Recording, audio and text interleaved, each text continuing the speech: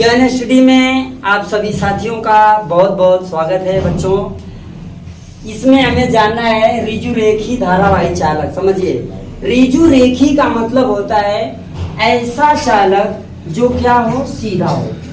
ऐसा चालक जो क्या हो बच्चों, सीधा हो, जिसमें बिंदु ए, ठीक है, या फिर बिंदु सी लिए और बिंदु डी लिए। बिंदु सी और डी में बच्चों हम लोग क्या करते हैं, एक धारा आई प्रवाहित करते हैं। ठीक है, धारा आई को क्या किए, प्रवाहित कर रही है। समझिएगा, आपको मालूम है किसके नियम के अनुसार से, बायो-सेवर्ट के नियम के अनुसार। बायो-सेवर्ट जी ने आपको एक बात बताएं, जब किसी चालक में धारा प्रवाहित की जाती है तो उसके चारों तरफ चुंबकीय क्षेत्र उत्पन्न हो जाता है। ये बात राइट है। अब मान लो बच्चों कि यहाँ पर एक बिंदु हमने क्या ले लिया, Q। ठीक है, एक बिंदु हमने क्या लिया, Q। बिंदु Q क्या है, जो चुंबकीय क्षेत्र क्या है, P। जहां पर चुंबकीय क्षेत्र P की गणना करनी है, ये इसी पर क्या है, लंब है। क्या है, लंब है। ये हो गया बिंदु P, जहां पर हमें क्या करना है बच्चों, चुंबकीय क्षेत्र की गणना करनी है। समझ आ रहा है, यहाँ पर हमें किसकी गणना करनी है, चुंबकीय क्षेत्र की। अब देखो, ये यहाँ से मान लीजिए एक अक्ष क्या है, मिला हुआ है बिंदु P से, और बिंदु D को भी क्या कर दिए, बिंदु P से हमने क्या किया बच्चों, मिला दिया। समझ आ रहा है, बिंदु C को बिंदु P से मिला दिए, बिंदु D को बिंदु P से मिला दिए। ठीक है, बात समझिएगा। अब इसी क्या करते हैं कि एक अल्प दूरी, एक क्या, अल्प दूरी डेल्टा L, एक अल्प दूरी डेल्टा L लेते हैं और इसी बिंदु पर हम क्या करेंगे, चुंबकीय क्षेत्र की गणना करेंगे। ठीक है बच्चों, इसी बिंदु पे क्या करना है हमें, चुंबकीय क्षेत्र की गणना। अब मान लीजिए कि ये एक जो बिंदु हमने लिया, इसे मान लो F है, और यहाँ पर इस बिंदु को हमने मान लिया E है। इस बिंदु को हम क्या करेंगे, बिंदु P से मिला देंगे। इन दोनों बिंदुओं को क्या करेंगे बच्चों, बिंदु P से मिला देंगे। ठीक, समझिएगा कि ये जो है दोनों रेखाओं को बराबर करने के लिए एक लंब डालेंगे, क्या, EG। क्या, EG। समझ आ रहा है, इन दोनों को यानी इन दोनों रेखाओं को क्या करने के लिए, इक्वल करने के लिए, बराबर करने के लिए हम एक लंब डालेंगे, क्या, EG, जिसपे कोण बनेगा बच्चों क्या, थीटा। यानी इस पे एक कोण बन गया क्या बच्चों, थीटा। कोई दिक्कत बच्चों किसी को इसमें किसी प्रकार की है? अच्छा, बिंदु Q से बिंदु P की जो दूरी है बच्चों वो कौन सी है, क्या है, समझ में आ रहा है? जो जिस अल्पांश यानी डेल्टा L के कारण चुंबकीय क्षेत्र की गणना करनी है, उसकी बिंदु B और बिंदु P से दूरी क्या है बच्चों, x है। क्या है, मेरी बात ध्यान से समझिए। ये जो डेल्टा L हमने लिया, अल्पांश माने छोटी दूरी, जो हमने क्या किया, लिया, क्या किया यहाँ पर, जो हमने छोटी दूरी लिया। ओके, इस छोटी दूरी की हमें क्या करना है, गणना। ठीक है, इसी के कारण चुंबकीय क्षेत्र की गणना करनी है किसपे, बिंदु P पर। ओके, अब देखिएगा, ध्यान समझिए, इसके बीच में एक नॉर्मल यानी छोटा सा कोण बनता है बच्चों, φ1। ठीक है, और यहां से ये पूरा टोटल कोण बनता है आपका क्या, φ2। ठीक है, बात समझ में आ रहा है? देखिए, यह जो कोण बनेगा किसके किस बीच में बनेगा, QPD। ये जो पूरा कोण बनेगा φ2 किसके बीच, QPD के बीच बनेगा। और जो φ1 बनेगा बच्चों किसके बीच बनेगा, QPC के बीच में बनेगा। कौन सा कोण बनेगा, यानी कि Q से बिंदु C के बीच की ये दूरी है और इसके बीच में ये क्या है, कोण है, निज्या है। आया समझ में? आप समझते हैं, यहाँ से ये जो है बिंदु P तक की दूरी R हो गई, बिंदु P से L के बीच की दूरी x हो गई। यहाँ पर जो आपका कोण बना है बच्चों वो क्या हो गया, थीटा हो गया। कोई डाउट यहाँ तक है किसी को? अच्छा, जो इसमें कोण बनेगा, यहाँ पर देखिए, यह क्या, PE या EPF जैसे भी। तो आपको एक बात बता दें कि जो बीच में होता है, यहाँ पर जो बीच में आपको दिखाई दे रहा है, उसी पर कोण बनता है। समझ गए ना? तो यहाँ पर EPF लिखें या पी ई लिखें, कोण कहाँ बनेगा, बिंदु पी पर, वह आपका कोण बच्चों क्या है, फाई।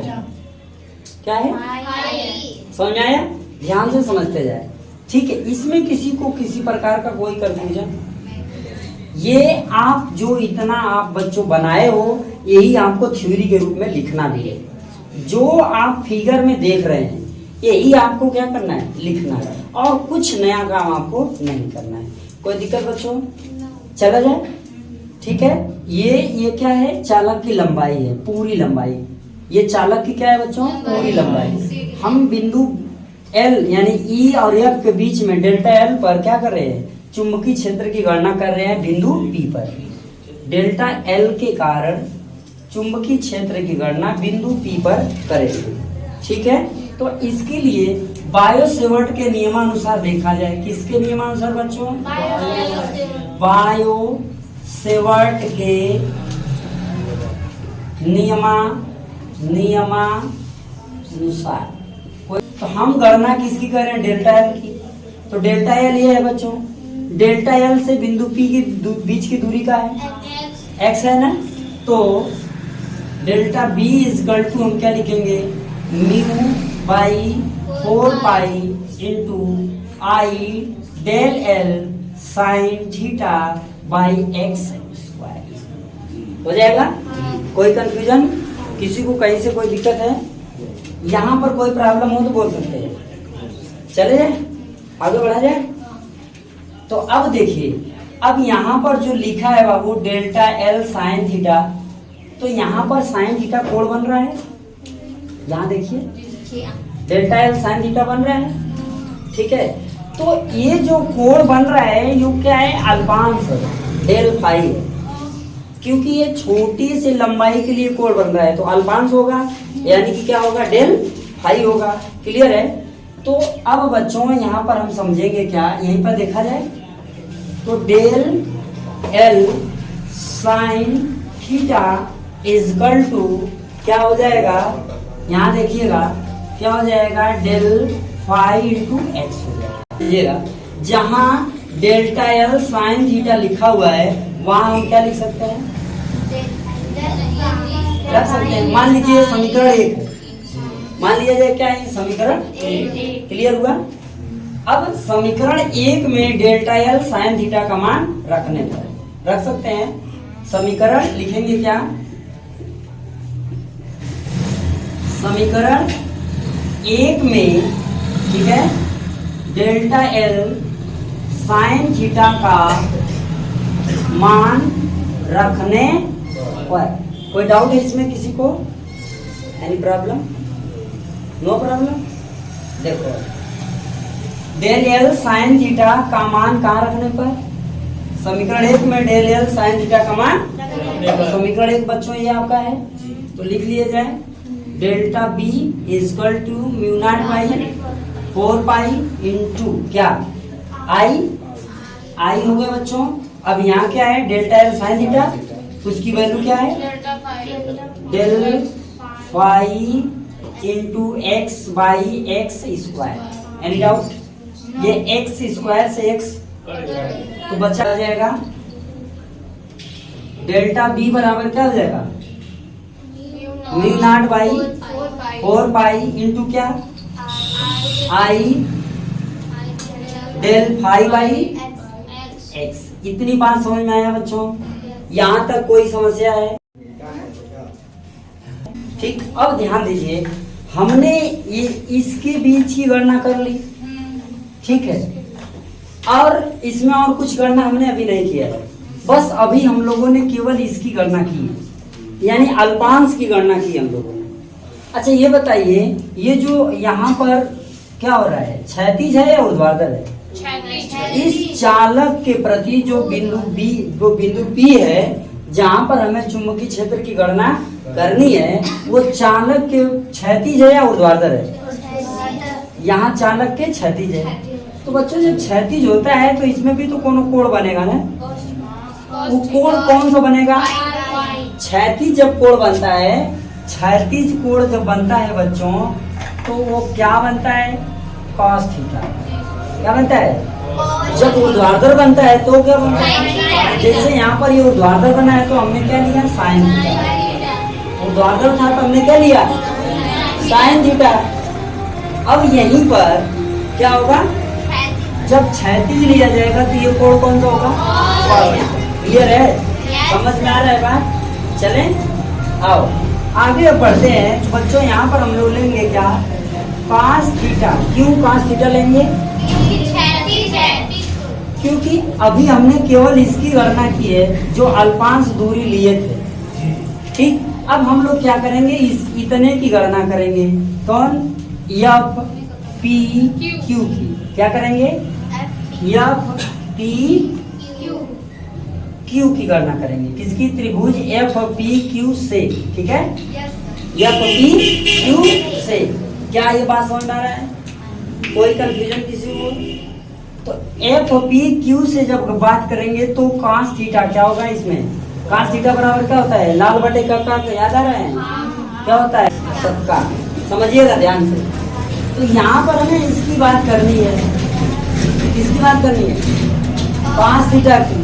cos थीटा है, cos थीटा बाबू बराबर का होता है आधार बटे, इसमें आधार कौन है, इसमें आधार इस वाले एरिया में कौन सा है, सॉरी यहाँ पे एफ नहीं बल्कि ई रहेगा ना, ई पी क्यू में, सॉरी ई पी क्यू में क्या करना है, हमें cos थीटा की गणना करनी है। तो देखो ये आधार हो गया, आर इसमें क्या है, तो हो जाएगा आर, हो जाएगा। अच्छा, और इसमें ये क्या है बच्चों, कर्ण है, तो यहाँ पर बटे में क्या हो जाएगा, एक्स हो जाएगा ना। अच्छा, हम आर एक्स बराबर क्या लिख सकते हैं, एक्स बराबर हम क्या लिख सकते हैं, आर बटे कॉस थीटा। एनी डाउट, कोई समस्या यहाँ पर है किसी को, नहीं है ना, समझ में आ रहा है बच्चा। अब ये जो मान लिखा हुआ है इसे मान लीजिए समीकरण आपका क्या है, 2। इसे कौन सा समीकरण मान ले, 2।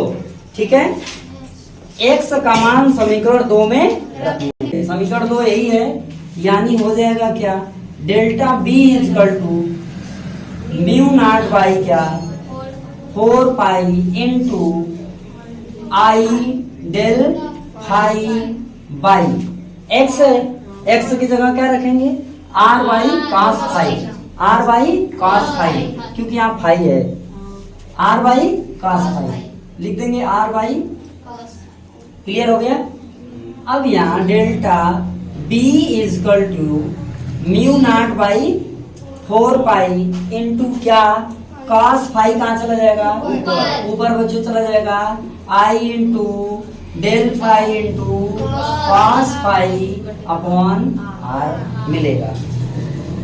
एनी डाउट, चलो कर रहे हैं, समझ गए क्या है, x का मान समीकरण 2 में रखने पर, जब बच्चों x का मान, ये समीकरण 2 आपका है, यहीं पर x का मान रख देंगे तो डेल्टा b बराबर mu naught by 4 pi into क्या हो जाएगा, आई डेल फाई बटे क्या, आर बाई कॉस।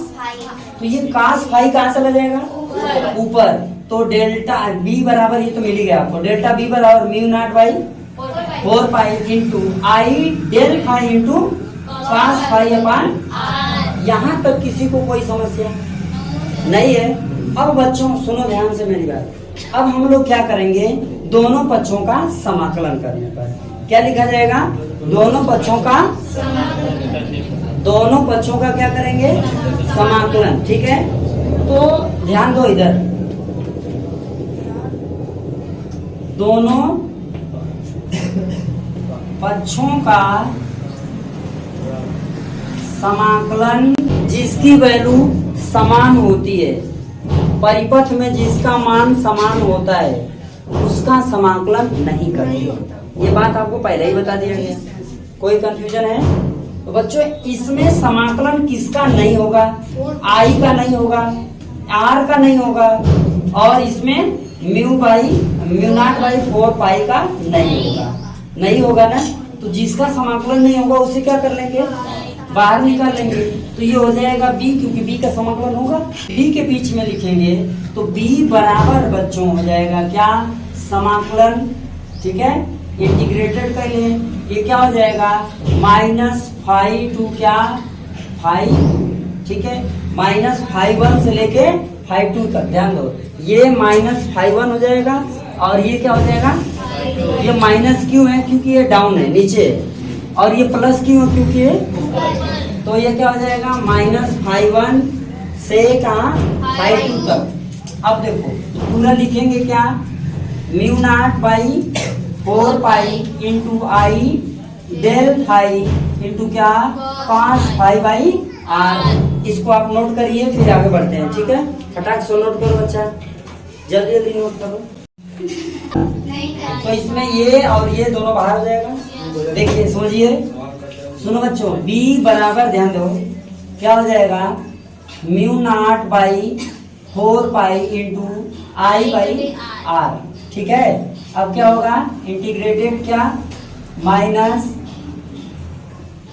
φ1 क्या होगा φ2, बचा जो उसे लिखेंगे del phi into cos phi, ठीक है। बात समझिएगा, यहाँ पर समझो, cos phi into del phi equal to होता है साइन फाई। क्या होता है, cos phi into del phi equal to क्या साइन फाई। क्लियर है। अब इस चीज को यहाँ पर लिख लेंगे, ठीक है। तो बच्चों b equal to mu naught by क्या 4 पाई इंटू क्या आई अपान आर, ठीक है। गुरु कोष्टक में क्या लिख देंगे, अब ये इतने की जगह का लिखेंगे साइन फाई, तो ये हो जाएगा साइन फाई, साइन हो गया। इधर देखो, अब ये कहां से कहां है, -φ1 से φ2 तक। क्लियर हुआ। जब इसको लिखा जाता है तो ये जो सिंपल सा है, कहां से कहां लिखा जाएगा, φ2 से φ1 की ओर। कहां से कहां लिखा जाता है, φ2 से φ1 की तरफ लिखा जाता। क्लियर है। जब भी आप समाकलन करोगे ऊपर से नीचे की ओर आओगे, जब मान रखा जाएगा तो देखो, तो b बराबर होगा mu naught by 4 pi into I by R, ठीक है।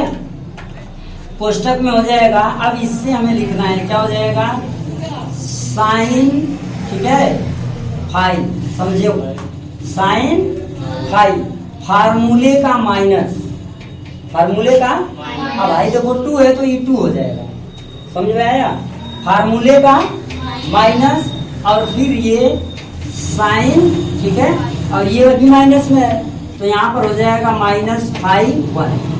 बात समझ में आ रहा है, ये बात समझ में आ रही है। ठीक से सुनो, इसको हटा के सुनाए कि फिर इसी को बताए। चलो इसी को समझो, ध्यान दो। ये लिखा है साइन फाई, क्यों आया, क्योंकि cos phi into del phi बराबर होता है साइन फाई। यहाँ तक कोई समस्या बच्चों नहीं है ना। चला जाए, देखो थोड़ी सी कठिन है, आप समझने की कोशिश करेंगे तो आ जाएगा। बस आप अपने दिमाग में इसको रखिए, क्योंकि ये बच्चों आप लोग समाकलन पढ़े नहीं हो, इसलिए आपको थोड़ा सा समस्या होगा। पर आप ये फार्मूले को समझिए, इतने बराबर इतना होता है, समझ में आया, ये रटना पड़ेगा आपको। हाँ, ये सूत्र है, इतने बराबर इतना होता है, तो इसकी जगह इसको रखेंगे, यानी कि साइन फाई हो जाएगा, ठीक है ना। तो ये कहां से कहां है, -φ1 से -φ2 की ओर है, तो यहाँ -φ1 से -φ2 लिख देंगे, हो गया इतना। अब जब लिखा जाता है यहाँ पर, जो भी यहाँ पर रहेगा उसे इस रूप में लिखा जाता है, साइन ऊपर से नीचे की ओर, साइन φ2 हो गया, फार्मूले का माइनस होता है, साइन हो गया। अब ये माइनस में φ1 है तो माइनस में φ1 लिख देंगे। अब आ गया समझ में बात, कोई डाउट अभी। अब चले आगे तो b बराबर बच्चों हो जाएगा क्या, mu naught by 4 pi into I बटे आर, ठीक है। कोष्टक में यहाँ पर बच्चों का हो जाएगा साइन φ2 माइनस माइनस क्या हो जाएगा प्लस, देखो ये माइनस है भी माइनस, प्लस क्या हो जाएगा साइन φ1। ये आपका हो गया चुंबकीय क्षेत्र। बात समझ में आया जी, ये आपका क्या हो गया चुंबकीय क्षेत्र, समझ में आया।